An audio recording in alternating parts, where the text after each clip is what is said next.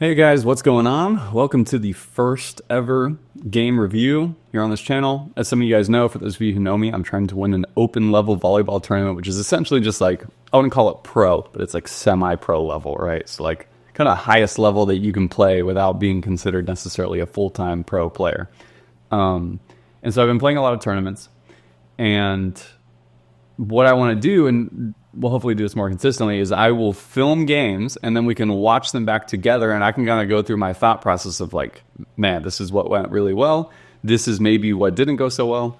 And what I like about this, and as you'll see me explain a few times, is like this game in particular had a dramatic turn of events, and there are so many instructive moments where it's like, in that moment, you're not necessarily sure, like, what are we doing right that's working really well? Or maybe you're not sure, like, what's going wrong? Like, why are we even losing? I don't even know where the game went. It just kind of slipped away from us.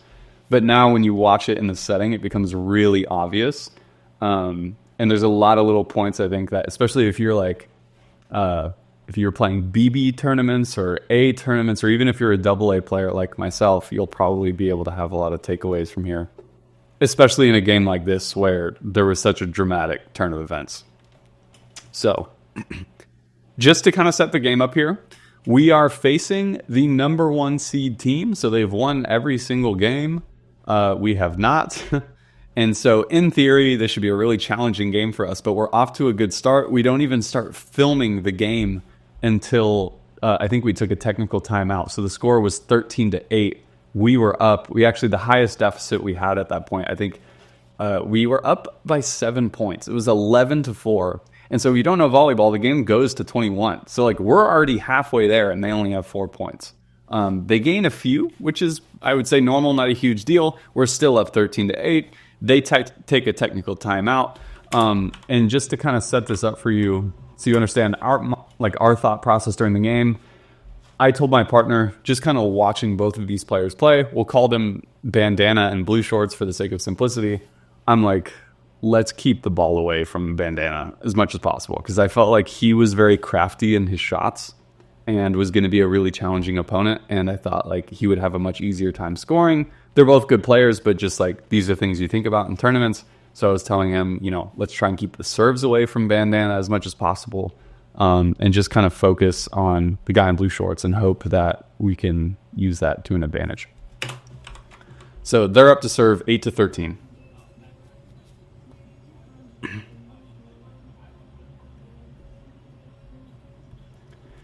So this is an easy point for us here. There's no way he's chasing this down. Just kind of like a textbook pass. Partner gets a really good pass out of that. He gets a good set, is able to swing or kind of do a fast roll. It's a free point, especially coming out of like a technical timeout. I think it's important to utilize that because people aren't like, I don't know, they're just getting back on the court and back into the game. So you can get a good swing out. Their defense probably isn't going to be what it typically is.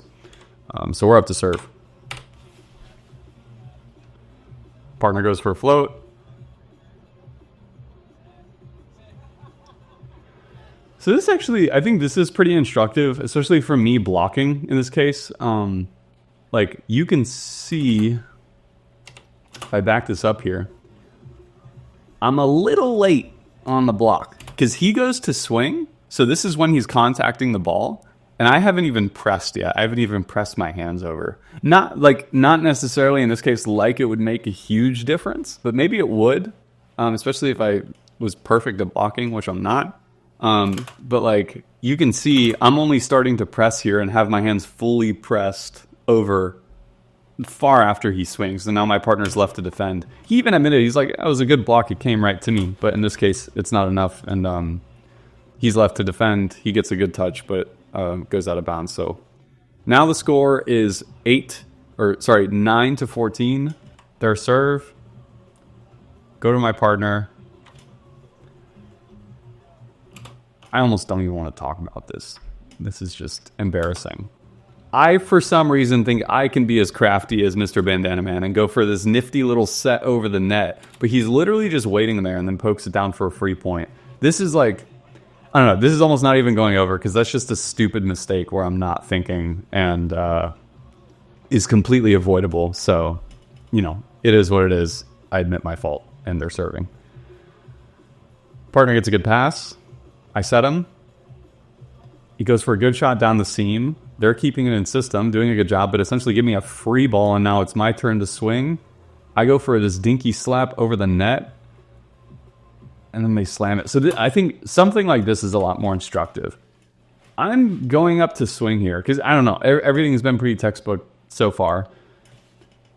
And I go for this shot, like in between, I have a little pencil I can use. I'm going for this shot here, essentially, right? In between the blocker and the defender. Because it's tough for him, because the defender knows all of this is open, and he could have to run anywhere. And he's hoping that the blocker is kind of responsible for this zone around himself. And so my goal is to just put it right there. But I think, especially in this case where it's not like I'm versing some like shorter, like super fast defender, there is no reason at all I should not be going for the highline shot here. Like, this is wide open. And even if he does get it up, which I think is unlikely, think about how gassed he's going to be. He's going to be so tired from having to run all the way over here. So, I don't know, like if we're splitting the court, if I make the ink permanent here, if we're splitting the court into quadrants, it's like, okay, the blocker, we assume, has this little zone around him where he can cover. And so any of these other shots would be better. Like, I could have put it here. This is really ideal if I can get this highline zone over here. Even right here, like, the blocker's not touching it, and that might even be more challenging for the defender, having to close in on a cut shot like that. And so there's so many good options, and I think, like, what's a teachable moment for me is I should be looking at the court briefly, at least, to just establish where the defender is. And also my partner should be calling this out. He should be saying, like, highline, nobody's highline, saying anything at all to indicate to me what the right shot is. And so, yeah, unfortunately, now they, like you saw, just are able to get an easy pickup because they don't utilize the court and score. So there's a lot of explanation, but I think like a very teachable moment, especially going into the AA level for those of us who want to be like better at siding out. It's just like, you need to be looking at the court, and you need to have that kind of communication with your partner where they always know what the open part of the court is. So now they're up to serve again. Float to my partner. He gets a good pass. I try and bump set. Looks like it might be a little off, or even tight in this case because he can't swing. He gets a good cut shot though. And props to my opponents, I should just say, for picking this cut shot up, because this is not easy. Like, after tapping on the net, the fact they even got that up is ridiculous. But it's our serve. I believe it's 15-12 at this point, if I'm not mistaken.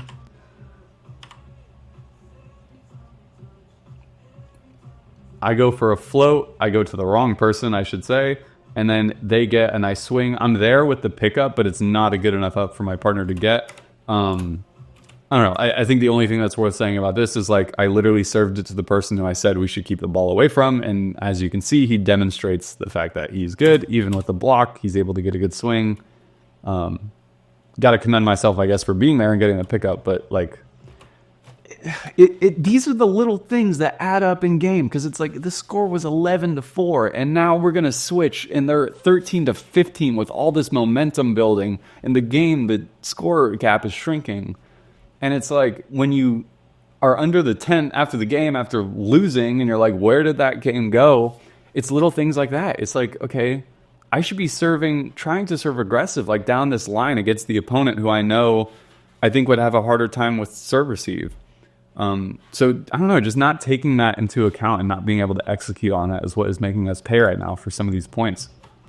So yeah, like I said, well, maybe it's not a side switch yet. It must be 12-15 now. But spoilers, we don't get this point because after, again, like kind of giving them basically a free ball and not utilizing the court, they hit a nasty little poke over the net that I can't get. So this is like, this isn't to make my partner feel bad, but like, this is my responsibility as well. Like, I should be telling him there's nobody at the net. You should go short. You should go deep.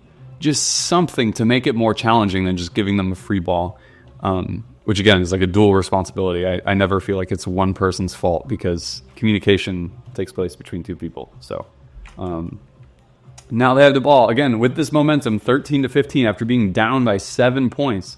It's funny because yes, they're losing, but the pressure is on us at this point. Like, we are now looking bad. I get a serve. It's my first one so far in this recording.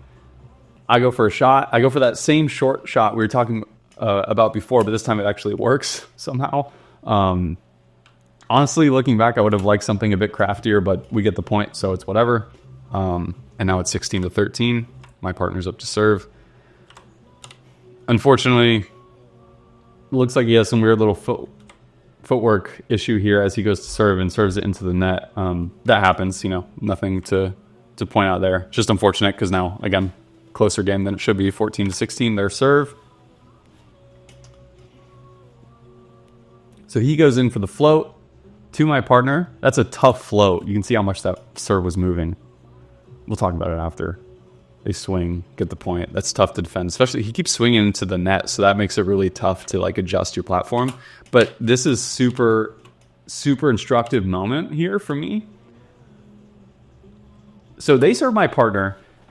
I should know from this serve already, this is gonna be a tough serve. And he does, again, a great job, especially the floats, of keeping it off his midline and passing on the side. It helps him open up and just get a better pass. But look at my footwork here. Look at me. I am not only, this foot is forward, so I'm technically open this way, and I'm closed off to my partner. So really what I should be doing is, I'm moving right now before the ball has even touched his platform. What I should be doing is opening up to face him and shuffling that way. So that way, if I need to make any adjustments, it's very easy, because in this case now, I kind of screw myself, because as you see, if I get rid of the ink and play it, you can see now I have to do this weird footwork, and I'm setting, this is not the setting footwork that works. This is not correct. And that is evident in the fact that I literally just bump it over the net, and now they have an easy option ball to side out on. And it's again, you kind of in the moment maybe think oh, my partner didn't get a great pass out of that. This is why we're losing. But it's no, shared responsibility. My footwork was off. I could have saved that with a good set. But because my footwork, something so small that you can't see unless you watch the tape back, now you lose the point. So, I believe 15-16 now. Serving it at my partner. Once again, he gets a good pass out of it. Kind of same deal, though. What am I doing?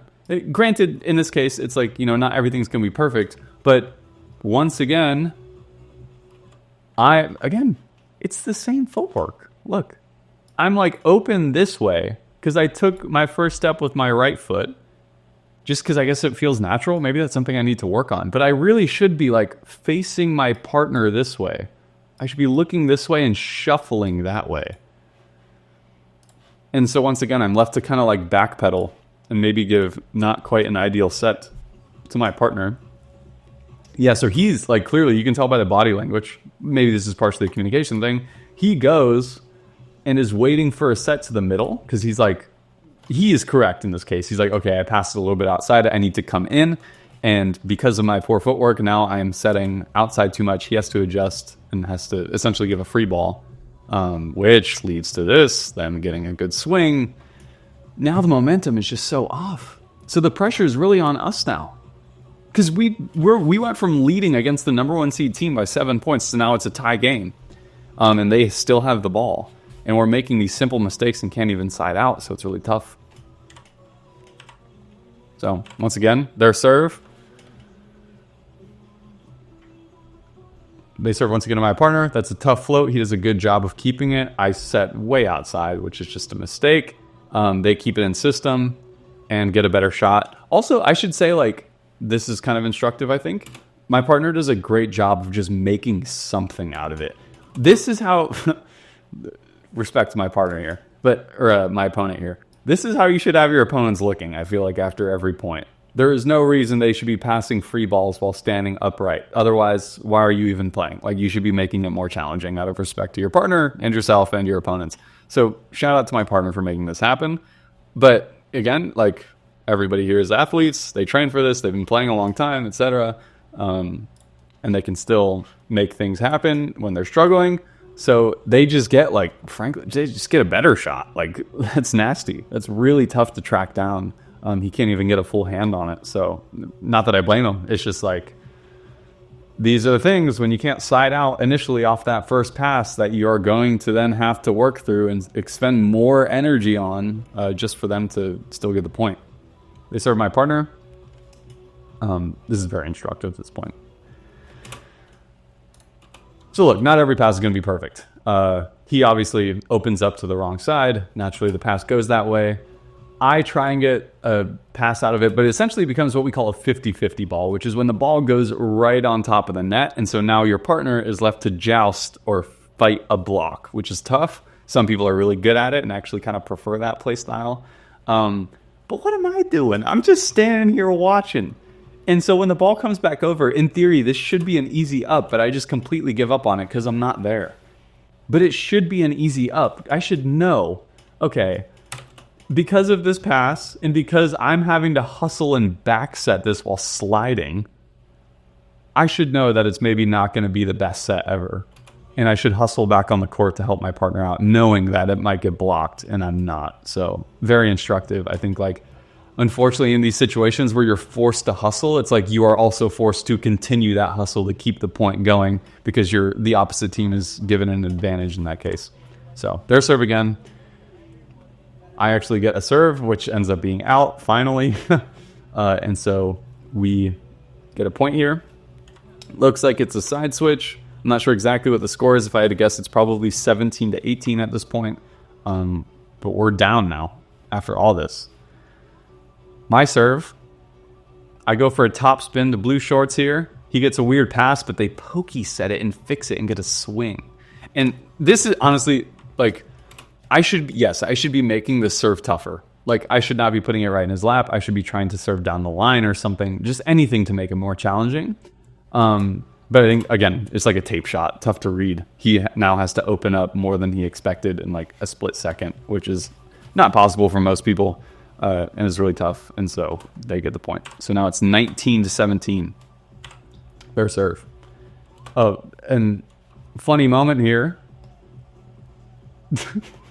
He slams his partner in the back. And it's funny because on camera it looks like a soft serve. But after the game, we literally saw like a giant red mark and like welt on his back.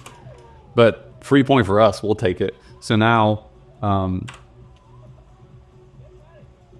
Get him out of here, he says. That's so funny. So now, again, we're still down, but at least we have the serve. They kind of gave us a free point there. Partner goes for the hit. Good tag over the net. Man, that would have been such a nasty serve if it didn't tag the net. Look at this. That would have been so good. They get a good up. I don't know. There's somebody who's better than me could probably identify something really instructive out of this. But for me, I remember specifically thinking in this point that I felt late to the block. Like, where am I? I'm jumping. I'm standing to the left of where he's even approaching. Like, I do not have my head on the ball, which is kind of like the terminology of where you should be as a blocker. And I'm jumping at an angle towards what is still essentially a line block. Like, I remember feeling like I was so late and like I didn't help my partner at all there. So I can't even blame him for not getting a touch on it because I just didn't do anything at all. They go for something a little cheeky here, and why not? Because you just made a God knows how many point comeback, and so it's 20-9 or 20-18 rather at this point. So they go for a sky ball. Thankfully, my partner handles it really well and gets a great pass. I get him a good set. He gets this phenomenal high line that like is really challenging to chase down, especially with this like kind of wrist away. Yeah, good stuff. We get a good point out of that. And now, obviously, the other team is probably regretting having sent that sky ball because it's 19-20. And it's my serve. In my head now, at this point, I'm thinking, man, we have kind of let this game get away from us. Yeah, I never know what the right answer is here. I'm going to sip my electrolytes really quick. Because I have to go to the gym after this. I never know what the right decision is here. You can either play it safe, and I think at this level, what is more likely when you're not like an open player yet is hope that the other team is going to make a mistake on their own, which is what I end up doing. Or you can still, like 19 to 20, go for an aggressive serve and have a higher risk of losing just based off of a serve unnecessarily. Or you, again, just serve it safe, which is what I choose to do, because I would feel terrible if we lost a game just because of my serve. But at the same time, it's like what I end up giving them is a free serve that is so easy to pass. I'm there to get it up, set in the middle, I can't hit it, so I just give them a free ball again, and then they get this really nifty little crafty poke thing to end the game. But this is a really instructive point, once again, because it's like, okay, if I maybe try to at least serve something a bit more challenging, even just putting it down the middle where maybe there's a chance they have to fight over it, even though it's technically an easy serve. Anything more challenging than just giving them like what is essentially side out practice right now. It's fortunate my partner put up a great block on the angle and I was there on defense. But I mean, this point, the whole time they're in complete control. And what's also instructive here, I think, is like communication. Because as you can see, let me get my little marker. They're going for the play here. I went up to block to get that like middle set, right? Because the ball was here. And let me turn my timer on for this so the markings go away. So this is where the ball is set. I give a free ball over here. So that's why he's in possession. As you can see, on the court, my partner now, because he backset me and I was over here on his side for a moment. And so he's kind of thinking like, oh, is he going to stay on the right side? Like I haven't communicated anything yet. Like, oh, I'm going left, go back right, whatever. And so he's standing dead middle. And so there's this whole part of the court here that is just wide open that nobody is covering. And we're here, essentially on the other half of the court, both of us. And so, I don't know, it sucks in game and you're like, what went wrong? But then you watch it back and it becomes really obvious where it's like, okay, even just simple communication of telling my partner, I'm going to peel left, like peeling left, go back right.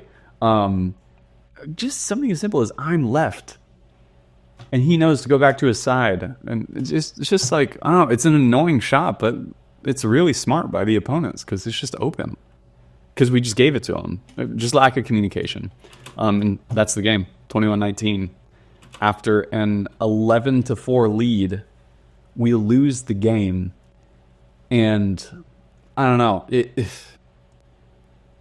this would have been so great to win because it's not like we were winning every game. But to that point, it's like if you are not winning a ton and then you go and beat the number 1 seed team, you're just in a different mindset headed into finals. So I think key takeaways, like footwork, huge thing for me on setting. I need to work on that to just really be intentional about slowing down and seeing my partner's pass before I actually go run to it. You know, if you have, in this case, like a game plan of like, okay, we're going to keep the ball away from one person, not only sticking to that, but then like, again, trying to add as much pressure as possible on that service to the other player. So it's not just a free ball. And on that note, like I think generally what is a good mode of thinking, especially in a tournament, is like free balls are death. You are asking to lose the point if you give them a free ball. So any way that you can try and be more aggressive, even if it ends up going out. Like how much of a different energy it is if you hit a nasty high line and it's like an inch away from the line and out and you lose the point that way versus giving them a free ball and then they swing and then they're all hyped up. They have all this momentum. Like, I don't know. I think especially I'm trying to play an open tournament for the first time in 2 weeks. And like that is the mode of volleyball I need to be playing, not this. So that's really tough. Being better about communication. These are the things I need to work on. This loss really sucked, but you know, we're going to learn from it. And yeah, I'll see you.